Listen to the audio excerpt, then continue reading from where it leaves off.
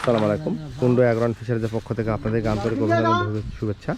আমরা আমাদের প্রজেক্টে পুকুরে পাড় দিয়ে এর আগে কিছু পেঁপে লাগাইছি, তরমুজ লাগাইছি, আমরা ওখানে লেবুর গাছ লাগাইছি, আরও কিছু জায়গা আছে যেমন তরমুজের গাছ, পেঁপের গাছের মাঝখানে মিডিলের জায়গাগুলো, এই জায়গাগুলোতে আমরা কিছু আগাম জাতের টমেটো চাষ করার পরিকল্পনা নিয়েছি।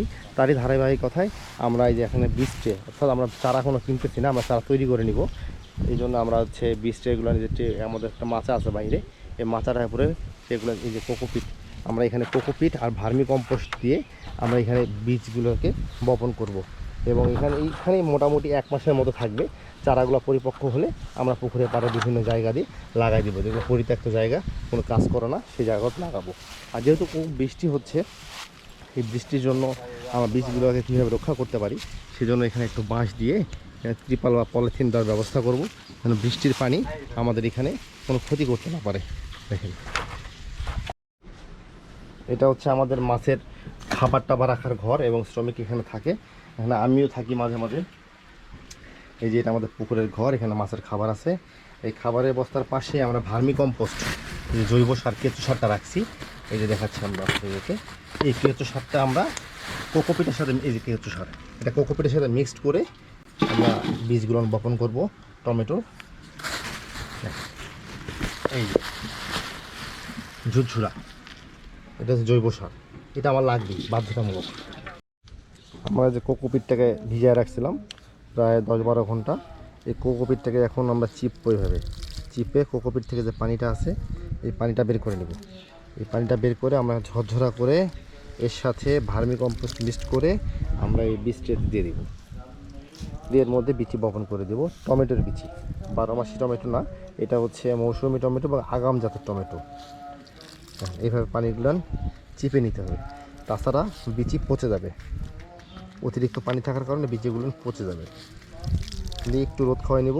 দেখুন, এই যে আমাদের কোকোপিটটা আমরা চিপে নিয়েছি, পানি এখান থেকে পানি বের করে নিয়েছি। পানি বের না করলে বীজগুলো পচে যেত। এই দেখেন কতগুলান পানি বেরোয়েছে এখান থেকে, এতগুলান পানি ট্রের মধ্যে থাকলে বীজ পচে যাবে। এই যে কোকোপিট, আমরা এখন এই কোকোপিটটাকে আমাদের যে ভার্মি কম্পোস্ট আছে, আমরা ভার্মি কম্পোস্টের সাথে দিয়ে দিব। ভার্মি কম্পোস্টের মধ্যে মিক্স করে দিয়ে আমরা এটাকে মাখাই দেবো। এই যে এখানে আমাদের হচ্ছে ভার্মি কম্পোস্ট, আমরা এই ভার্মি কম্পোস্টগুলোর মধ্যে কোকোপিট দিয়ে এটাকে সুন্দর করে মাখা ঝুরঝুরা করে, যদিও চাপাতির মতো ঝুরঝুরা হয়ে আছে, এটা কিন্তু গোবর সার, অর্থাৎ ভার্মি কম্পোস্ট, কেঁচো সার। এর মধ্যে আমরা এই কোকোপিটগুলো মিক্স করে দেব, দিয়ে আমরা এটা মিক্স করে দেবো, আলতোভাবে মাখাবো। এটা মাখায় আমরা এইগুলোকে আবার ট্রের মধ্যে দিয়ে বীজ বপন করবো।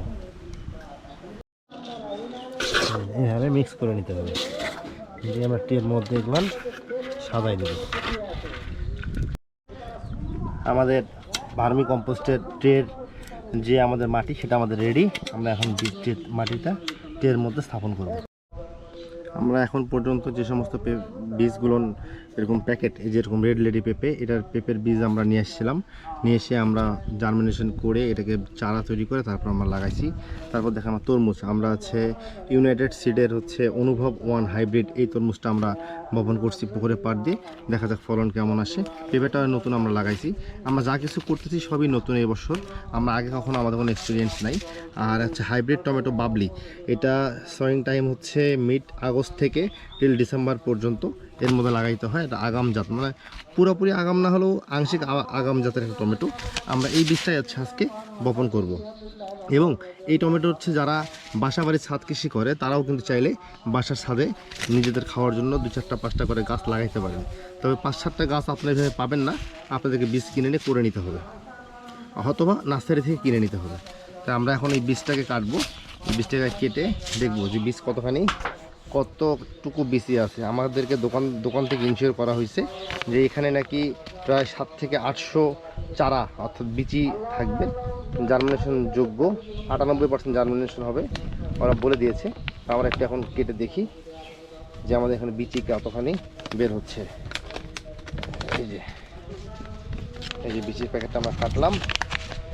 এই টমেটোর বিচিটা হচ্ছে আমাদের জার্মিনেশন ভিজানো ছাড়াই ডিরেক্ট কোকোপিট এবং ভার্মি কম্পোস্টের মধ্যে আমরা দিতে পারবো।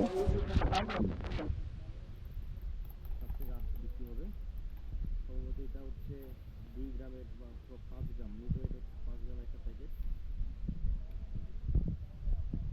বাবলি ইউনাইটেড সিডের, এটা ইউনাইটেড সিড। আমরা কীভাবে বীজগুলো বপন করি এটা দেখাবো, চলে। খুব সূক্ষ্ম সূক্ষ্ম বীজ, এগুলো হচ্ছে টমেটোর বীজ, হাইব্রিড জাতের টমেটো। তো আমরা এখানে এখন এই যে ভার্মি কম্পোস্টগুলো এভাবে দিয়ে দেবো। আমরা চিন্তা করতেছি আমাদের কম্পোস্ট শর্ট পড়ে কিনা, আমরা তো অনুমান করতে পারিনি কতটুকু লাগবে। মনে হচ্ছে একটু শর্ট পড়তে পারে, কিন্তু ব্যাপার না, যদি শর্ট করে আমরা বানিয়ে নিতে পারবো। আমাদের কাছে পর্যাপ্ত কাঁচামাল আছে বানানোর মতো, আমাদের কাছে কোকোপিটও আছে, জৈব সারও আছে, আমরা দিয়ে দিতে পারবো। তারপর এই যে সিড ট্রেতে এই খোপগুলো আমাদেরকে এভাবে আঙ্গুল দিয়ে দাবায় দিতে হবে, দিয়ে আমরা এর মধ্যে বীজগুলো বপন করব। তাহলে আমাদের জার্মিনেশনটা খুব সুন্দর হবে। এখানে যেহেতু মোটামুটি 1 মাসের মতো সময় নিয়ে এখানে থাকবে বীজগুলো, মানে এখানে পরিপক্ক খাবার যা যা খাবার প্রয়োজন আমরা ভার্মি কম্পোস্টের মধ্যে ওই যে আপনার এই কোকোপিটের মধ্যে আমরা ভার্মি কম্পোস্ট দিয়ে দিয়েছি। এখানে খাবারটা এখান থেকে গাছগুলো চারাগুলো পেয়ে যাবে, তারপর বাকি তো আমাদের স্প্রে থাকবেই। এই যে আমার আঙুলে আঙুলে যে বিচি আছে, এই বিচিটা আমরা প্রতিটা গর্তে একটা করে বিচি দিয়ে দেবো এভাবে, কারণ এভাবে বিচি না দিলে বিচিগুলো জার্মিনেশন হবে না। বিচি নিচে ফেলে দিতে হবে, ওদের মতো ওরা জার্মিনেশন করে নেবে। এই যে আমরা টমেটোর বিচিগুলো দিছি, দেখতে পাচ্ছেন। আমরা দেখানোর চেষ্টা করতেছি আমরা কীভাবে বিচিগুলো দিছি। এই যে প্রতিটা গর্তে একটা একটা করে সাদা সাদা ছোটো ছোটো দানা দানা দেখতে পাচ্ছেন। এই যে এটা হচ্ছে টমেটোর বিচি। আমরা এই বিচিগুলো দেওয়ার পরে আমরা এখন গর্তগুলোকে, এই যে ট্রের উপর যে গর্তগুলো হয়েছে এই গর্তগুলোকে আমরা এভাবে ঢেকে দেবো। এখন এভাবে আমরা ঢেকে দেবো,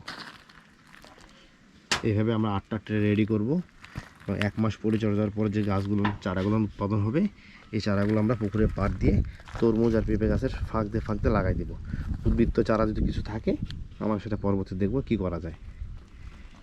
দেখেন, আপনাদেরকে মজার একটা জিনিস দেখাই, সেটা হচ্ছে এটা হচ্ছে আমার বট গাছ।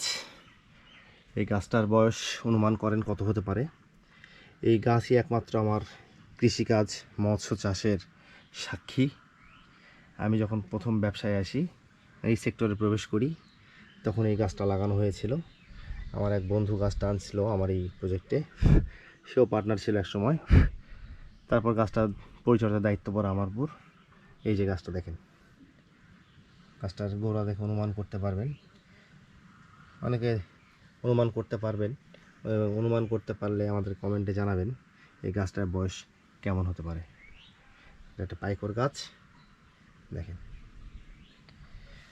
এই গাছই হচ্ছে আমাদের এই কৃষি সেক্টরের সাক্ষী। আমরা সিড ট্রেতে এবার কিছু লাউ গাছের বিচিও লাগাই দিব। এই বেশি না, 8-10টা লাউ গাছ থাকবে এখানে। এই যে লাউয়ের বিচি আমরা সিডলিং ট্রেতে দিয়ে দিব, কারণ 8-10টা লাউয়ের গাছ থেকে যে কটা গাছ বাঁচবে, এখান থেকে যে লাউটা উৎপাদন হবে এটা আমাদের বাসায় খাওয়ার জন্য। লাউয়ের বিচি, এক কথায় টমেটোর সিড ট্রেতে 10টা লাউয়ের বিচিও দিয়ে দেবো এবার। আজকের মতো এই পর্যন্তই। পরবর্তী কোনো একটা ভিডিও নিয়ে আপনাদের সাথে দেখা হবে। এই পর্যন্ত ভালো থাকবেন, সুস্থ থাকবেন, আমাদের জন্য দোয়া করবেন। এই যে আমাদের কাজগুলো শেষ করতে করতে মোটামুটি এখনও 1 ঘন্টা 2-এর মতো সময় লেগে যাবে, কারণ খুব সূক্ষ্ম বিচি, এগুলো ট্রের মধ্যে দিয়ে আবার উপরে চাপ দিতে একটু সময় লাগতেছে, সময় সাপেক্ষের ব্যাপার। তো যাই হোক, আমরা আমাদের কাজগুলো করে যাব, এটা আমাদের পেশা, আমাদেরকে করতেই হবে। তো আপনারা ভালো থাকবেন, সুস্থ থাকবেন, আমাদের জন্য দোয়া করবেন। ধন্যবাদ সকলকে।